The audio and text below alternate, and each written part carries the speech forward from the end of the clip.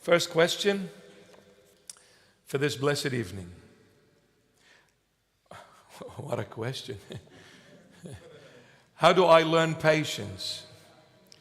I pray for it, and the Lord has given me situations that have tested my patience.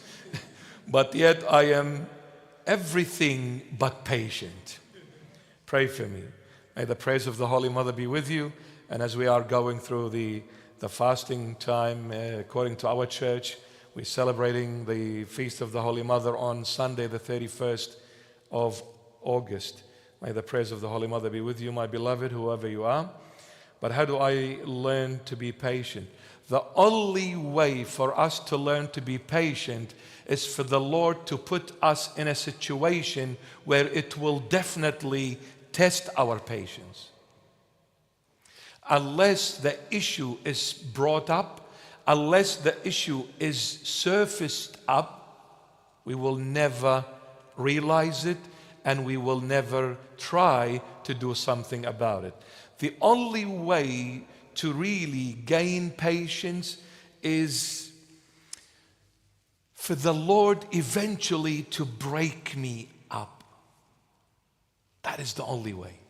He needs to break me. You know why? Until I realize how weak I am, I'll never be patient.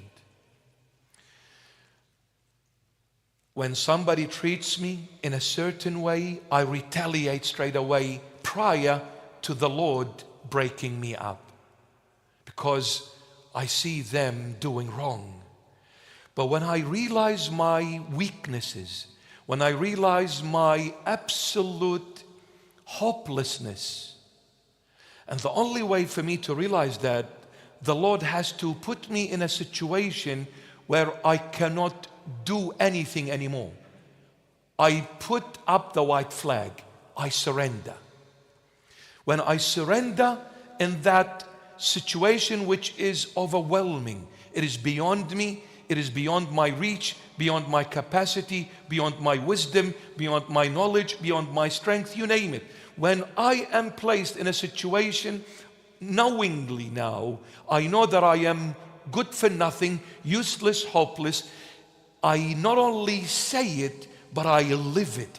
The moment you live the reality of you and me, which is nothing but a sinner, nothing but weak, blind, absolutely good for nothing.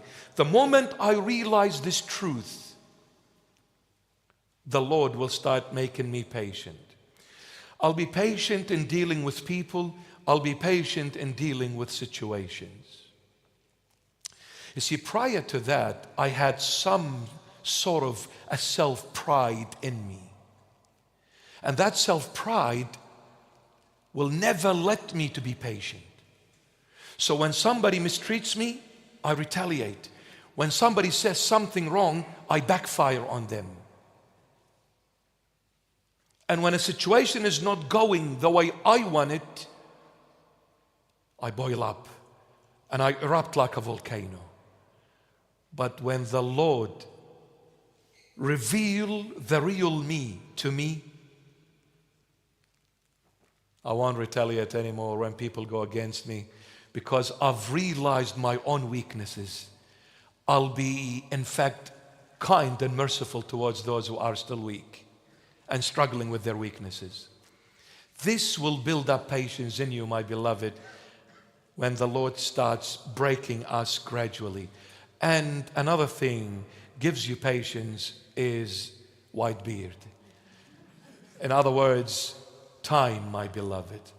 You know, when I look back at myself when I was as a teenager, where I thought I was Mr. Know-it-all, like many teenagers do, and when I look at myself when I was in my 20s, when I was in my 30s,